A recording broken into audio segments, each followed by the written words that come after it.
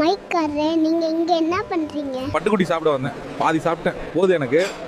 பாதி கல்யாணத்துல பொண்ணு வீட்டார காணுங்கிற கதையா? சாப்பாடு அப்படியே இருக்கு. வயிறு ஃபுல்லாயிடுச்சு, அப்படியே கொண்டு போய் கொட்டிடுங்க. சாக்காரே என்ன கொட்டிடுங்கன்னு சொல்லிட்டீங்க. ஆனா இது உங்க வயிற்றுக்குள்ள போறதுக்கு முன்னாடி இதுல எவ்வளவு பேரோட உழைப்பு இருக்குன்னு தெரியுமாங்க உங்களுக்கு? என்ன பட்டுக்குட்டி சொல்றீங்க? இது வெறும் சாப்பாடு கிடையாதுங்க, விவசாயிகளோட கடுமையான உழைப்பு இருக்குங்க.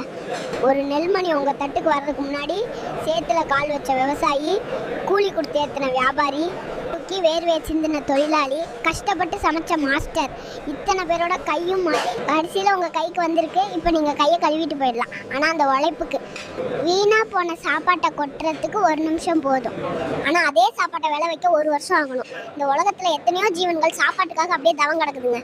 ஓ, தப்பு தாங்க பட்டுக்குட்டி. சாப்பாட்டை நம்ம வீணாக்கும் போது நம்ம ஒரு பொருளை தூக்கி எறியலை, ஒரு விவசாயியோட உழைப்பை தூக்கி எறிகிறோம்.